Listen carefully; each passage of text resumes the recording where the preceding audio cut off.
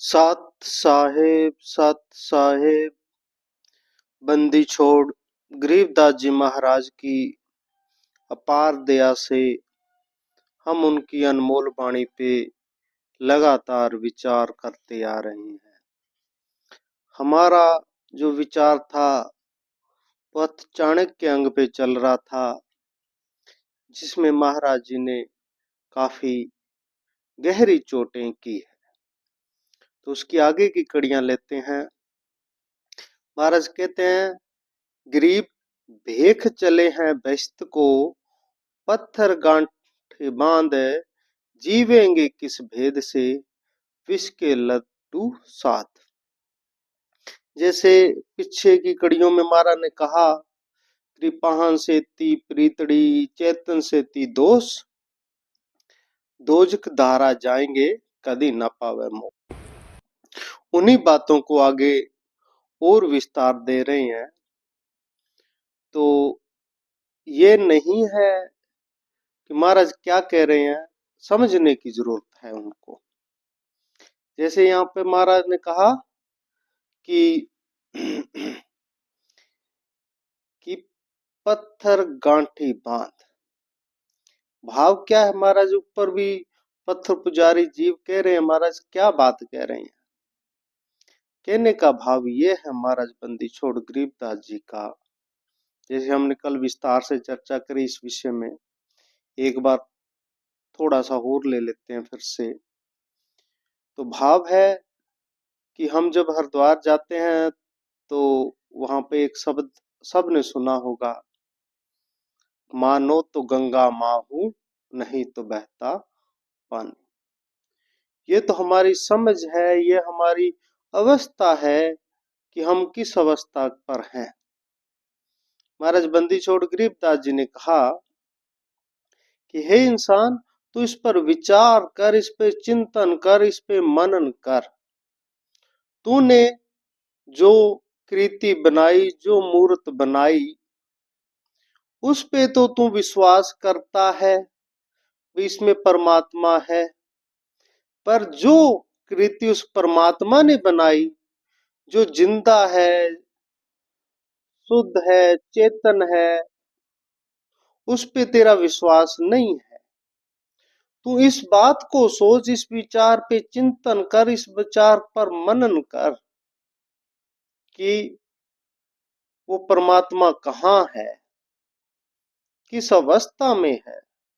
उसी को जानना है, उसी से कुछ होने वाला है। हमारा कहते हैं कि अगर एक पत्थर के अंदर परमात्मा है, परमात्मा तो हर एक कण में है। अगर तेरे को पत्थर में परमात्मा नजर आ रहा है और इंसानों में परमात्मा नजर नहीं आ रहा, फिर तेरा ये अडंबर है, फिर तेरे हृदय के अंदर वो परमात्मा पूर्ण प्रकट नहीं हुआ है। अगर पूर्ण परमात्मा प्रकट हो गए तेरे हृदय के अंदर, तो तेरे को हर जरे जरे में उस मालिक के सिवाय कुछ भी नजर नहीं आएगा। इसलिए महाराज कहते हैं, गरीब भेख चले हैं बेश्त को, पत्थर गांठी बांध जीवेंगे किस भेद से, विष के लड्डू साथ। महाराज कहते हैं कि अगर तू विष के लड्डू है, विष के लड्डू क्या है? विष क्या है? जो वेर है, विरोध है एक दूसरे से, जो इष्टवादिता है, ये विष है। और जो ये विष के लड्डू खाएगा, जो जिसके हृदय पत्थर हो गए, जिसके अंदर किसी तरह का कोई शीतलता नहीं है, दीनता नहीं है, जिसके अंदर प्रेम नहीं है, फिर महाराज कहते हैं वो पत्थर है। और वो उनके सहारे जे कोई चाहे कि हम स्वर्ग में पहुंच जाएंगे, तो महाराज बंदी छोड़ कहते हैं नहीं भाई, वो स्वर्ग में नहीं पहुंच पाएंगे। वो तो धर्मराज के दरबार में जाएंगे और वहां पर उनकी खबर ली जाएगी। इसलिए सबसे प्रेम करो, सबसे प्रेम करो, हर एक जरे में वो परमात्मा नजर आना चाहिए। फिर महाराज कहते हैं, गरीब साधों से ती मस्करी, चोरों संग खुशहाल है, कोड़ी गल पल्लू बंदी डार दिए नगलाल।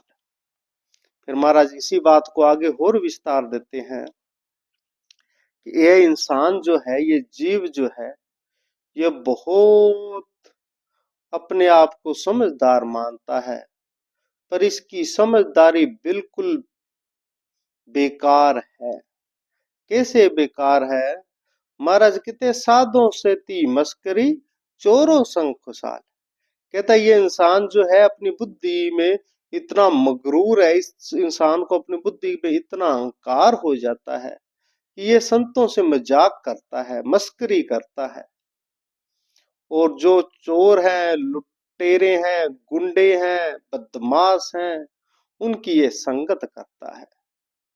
इसको ये नहीं पता कि अगर उनकी संगत की, चोरों की, दुष्टों की, तो उनके पाप का भाग भी उठाना पड़ेगा।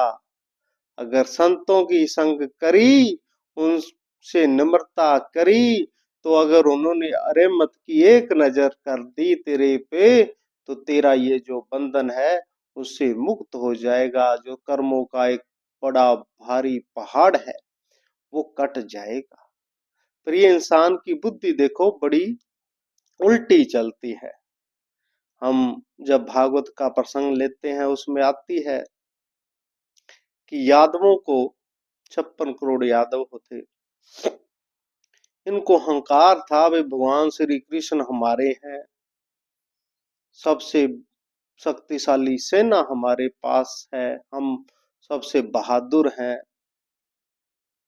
और तो कोई बचा ही नहीं था, कौरव पांडव आपस में बड़े बड़े योद्धा महाभारत के युद्ध में मर गए थे। यादवों का आधिपत्य था पूरे विश्व पर। तो कहते हैं एक दिन दुर्वासा जी द्वारका साइड पहुंचे हुए थे और भगवान श्री कृष्ण के जो पोते पोतरे थे उन्होंने कहा भाई ये ऋषि देखो, इसमें कुछ शक्ति भी है कि नहीं है, इसकी परख करी जाए। तो कहा, कहानी बताती है कि उन्होंने एक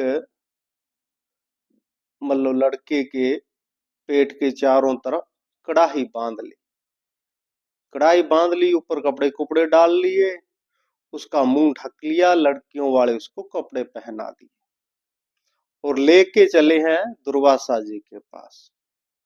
और दुर्वासा जी से कहने लगे कि महाराज हम आपके दर्शन करने आए हैं और ये जो लेडीज है इसको बहुत सालों बाद गर्भ रहा है और ये पति पत्नी जानना चाहते हैं भी गर्भ में बच्चा है वो लड़का होगा कि लड़की होगा।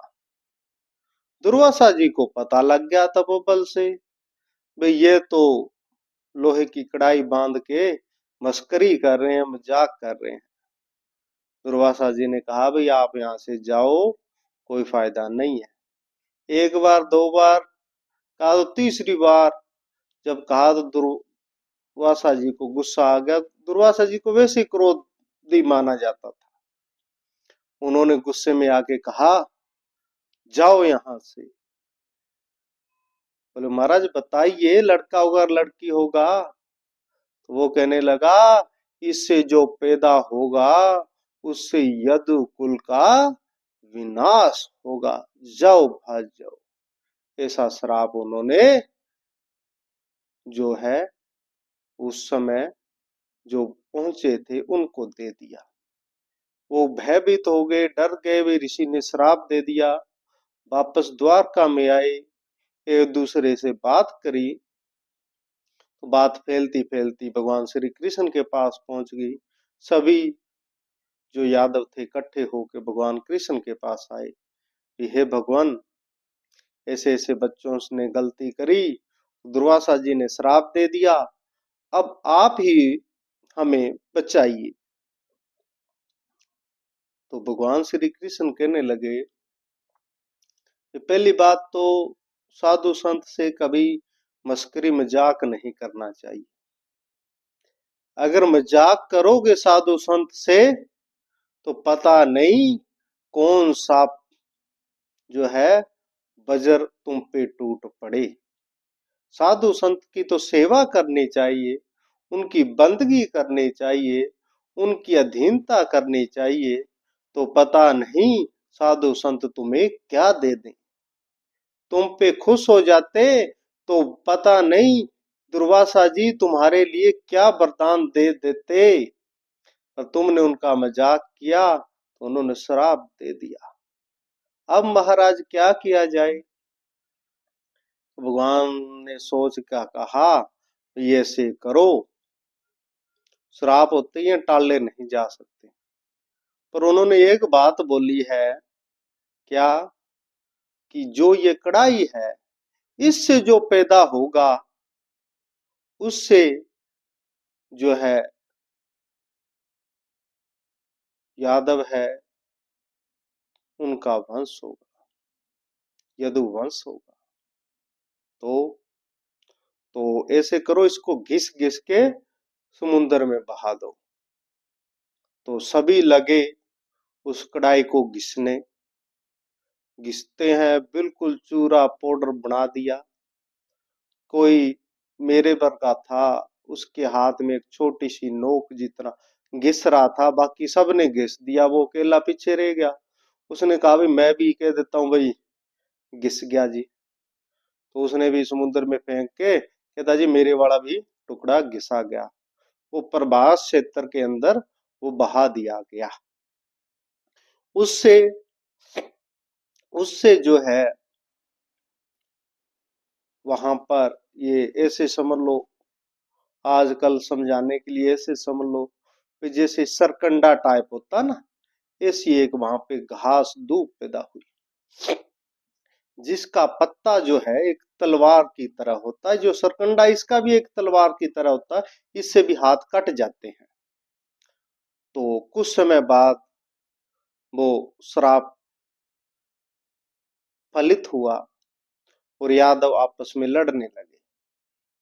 तो यादव आपस में लड़ते लड़ते तो भगवान श्री कृष्ण को जब पहुंचे, महाराज भी रोज हम लड़ाई हो रही है क्या करें। तो भगवान कहने लगे भाई ऐसे करो, सभी जाकर स्नान करो, प्रभास क्षेत्र के अंदर जाके स्नान करो, कोई भी नहीं बचना चाहिए, सारे स्नान करो।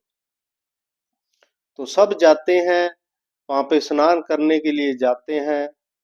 और वो ही बात महाराज बता रहे हैं कि इनके अंदर अधीनता नहीं होती। वो वहां पर भी जाकर कुछ ने शराब पी ली, वहां पर झगड़ा हो गया, किसी के पास कोई हथियार था नहीं।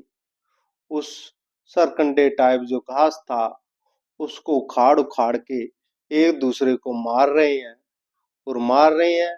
और वो घास एक तरह का तलवार का काम कर रहा है, वो सबके गले कट रहे हैं।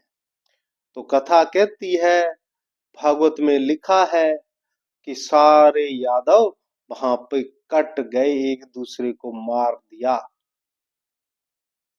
और थोड़े बहुत बस से उनके विषय में फिर और बड़ा विस्तार से लिखा है भागवत में। कहने का भाव क्या है? कहने का भाव है कि कभी भी जो संत महापुरुष हैं, जो उस राम के, उस अल्लाह ईश्वर के प्यारे हैं, उनका मजाक नहीं उड़ाना चाहिए। यह इंसान अपनी बुद्धि की अज्ञानता के कारण उनका मजाक उड़ाता है। और गरीबदास जी कहते हैं, साधों से ती मस्करे चोरों संग खुशाल। कि ये इंसानी जो माया के जाल में इतना भ्रमित हो गया है, ये चोरों से तो इसकी दोस्ती है और साधु महापुरुषों से इसकी ये मस्करी करता है, उल्टा रास्ता चलता है। कहने का भाव ये है। महाराज कहते हैं, कोड़ी गल पल्लू बंदी डार दिए मगला। कहते हैं इंसान, अगर साधु संत के पास तुम बैठ जाता, एक पल भी बैठ जाता, महाराज कहते हैं एक घड़ी की आध घड़ी पुणे आध।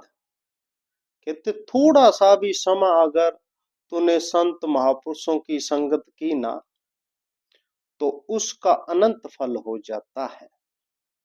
महाराज कहते हैं, ऐसे अनमोल हीरे मोती उस समय के बदले में मिलने थे, तूने वो तो डाल दिए, वो छोड़ दिए, और जो पत्थर है, पत्थर की जो गिटके हैं उनको तू बांध रहा है चोरों के साथ में, तो पत्थर ही मिलेंगे।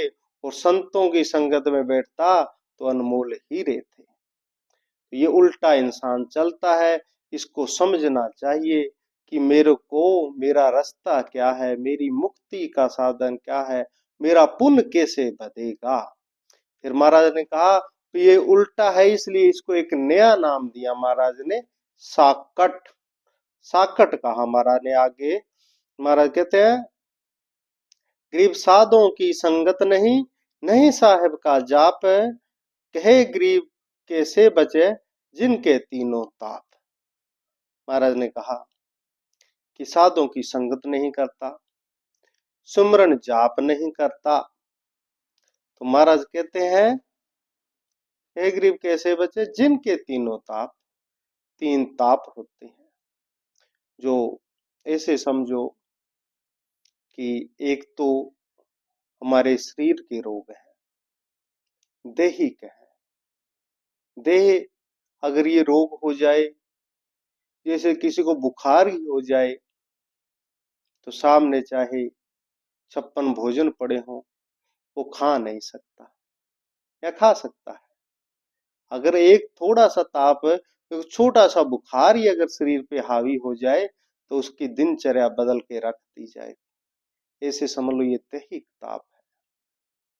फिर एक जो है ताप है, वो पिछले कर्मों का कारण है।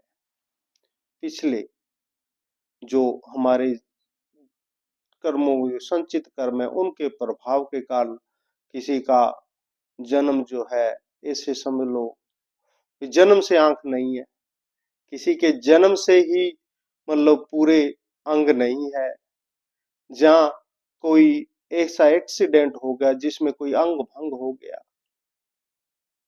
तो ये भी ताप है, जिंदगी बदल देगा।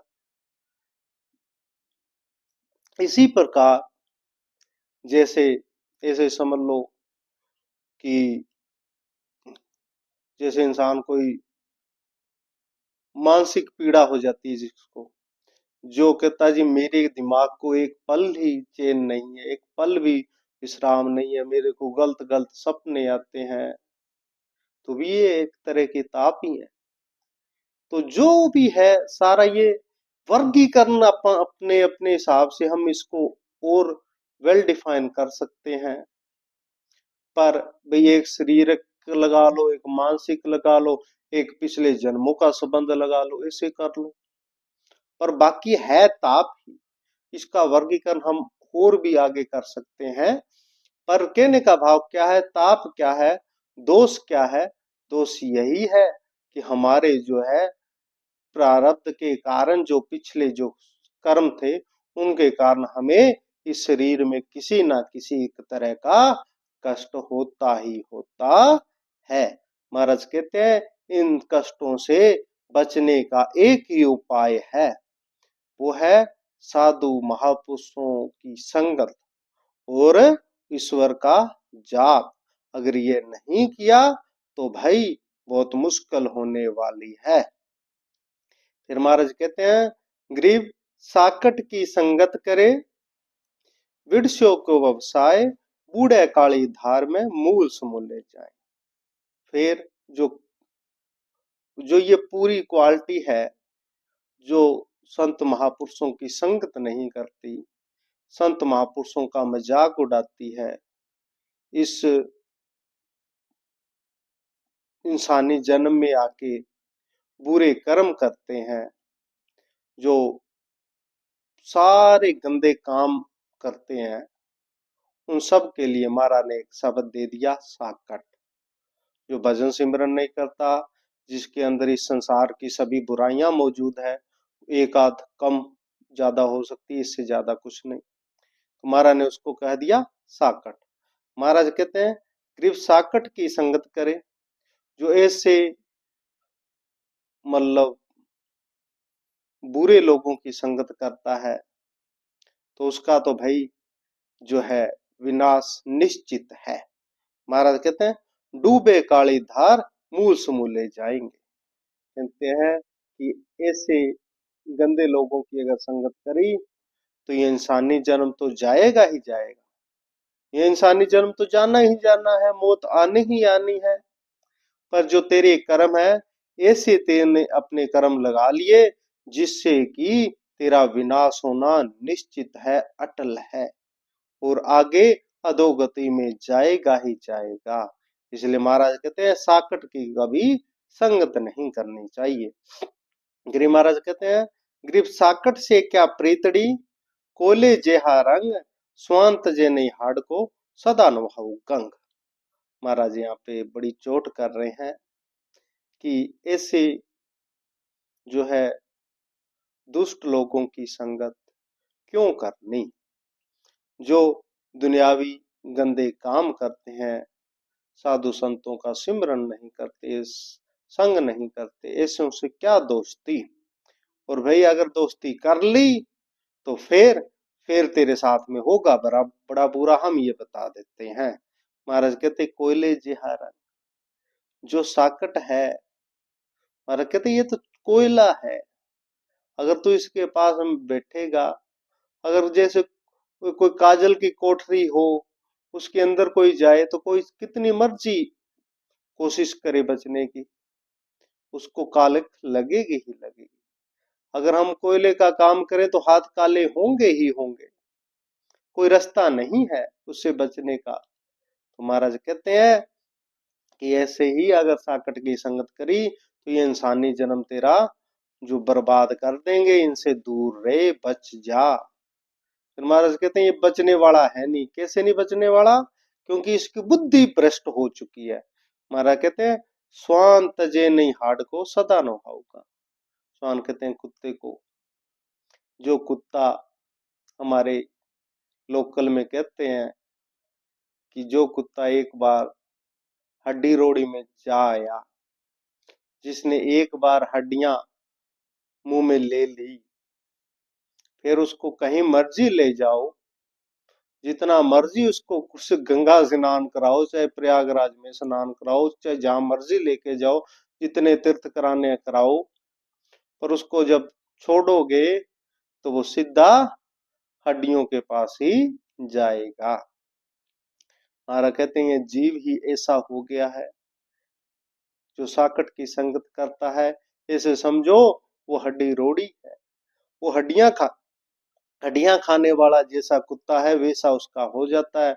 इसको पर निंदा में ही रस है, दूसरों संत महापुरुषों की मजाक में ही रस है, और गंदे काम करने में, इस संसार की सारी बुराइयां करने में उसको रस है। तो महाराज कहते हैं इनका भाई बहुत मुश्किल है छुटकारा होना। फिर महाराज कहते हैं ग्रीव साकट नगरी ना बसो, हाना लक्सी हास, प्रकट के समझायो चंदन के डिगवास।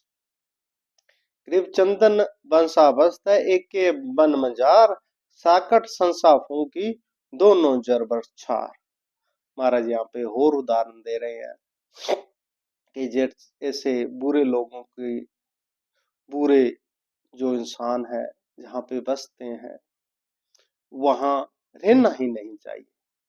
महाराज ने कहा अपनी वाणी में, हम आरती में रोज पढ़ते हैं, कहते हैं महाराज जिस मंडल साधु नहीं, नदी नहीं गुंजार, तज हंसा वह देशड़ा जम की मोटी मार। जिस नगरी में साधु महापुरुष नहीं रहते, जहाँ पर संत महापुरुषों का आना जाना नहीं है, जहाँ पे भक्ति नहीं है, जहाँ पे राम के प्यारे नहीं रहते, महाराज कहते इसे देश में क्यों रहना, उसको छोड़ के कहीं साधु संत महापुरुषों के संग में चले जाओ। यही बात महाराज गरीबदास जी यहाँ पे कहते हैं कि साकट नगरी ना बसो। कहते हैं ऐसे बुरे लोगों की जहाँ पे बहुमत है वो तुम्हारा दिमाग खराब कर ही देंगे एक ना एक दिन। इसलिए इनसे जितना हो दूरी बना के जहाँ पर प्रेमी भक्त जन रहते हैं उनके पास रहना चाहिए, उनकी संगत करनी चाहिए। कहने का भाव महाराज का ये है कि ये जो इंसानी दिमाग जो है, ये मन है, ये पता नहीं कब नीचता पे आ जाए। तो इसके कारण इसको यही है कि अच्छी जगह रहे। फिर महाराज कहते हैं जैसे चंदन होता है, चंदन वंशावस्त है, जंगल में चंदन का पेड़ भी है जो सब में अपनी खुशबू भर देता है। आसपास के जितने भी पेड़ पौधे हैं सब में चंदन की खुशबू हो जाती है, सबकी कीमत बदल देती है। और एक जंगल में और भी पेड़ होता है, वो होता है बांस, जिसके अंदर चंदन की खुशबू तो प्रवेश कर ही नहीं पाती। उल्टा उल्टा क्या होता है, वो बांस आपस में टकराने लगते हैं, वो टकराते हैं आपस में तो आग पैदा होती है और जंगल में आग लग जाती है। और वो आग कितनों का नुकसान करती है कोई पता नहीं। अब थोड़े समय पहले आप सब ने देखा होगा, सुना होगा कि अमेरिका में कैलिफोर्निया साइड में जंगलों में आग लग गई, तो वहां पर बहुत भयंकर नुकसान हुआ। जंगल की जो आग है अगर अपनी पूरी विकराल रूप धारण कर ले तो फिर वो तबाही मच सकती है जो शायद परमाणु बम से भी ना मचे। ऐसा जंगल की आग है, क्योंकि उसमें हजारों लाखों करोड़ों जीव जो हैं, छोटे छोटे जीव, कीड़े मकोड़े हैं, छोटे जंगली जंगल में रहने वाले छोटे जीव हैं, सारे भस्म हो जाते हैं। महाराज कहते हैं कि चंदन बनो, संत महापुरुषों के संग रहो, उनके पास रहो। बांस क्यों बनना, बांस पता नहीं कब आपस में घिस के आग लगा दे और पूरा वन खंड जो है विनाश कर दे। इसलिए साकट की संगत नहीं करनी चाहिए, बुरे लोगों की संगत नहीं करनी चाहिए। संगत करो तो साधु संत महापुरुषों की ही करो।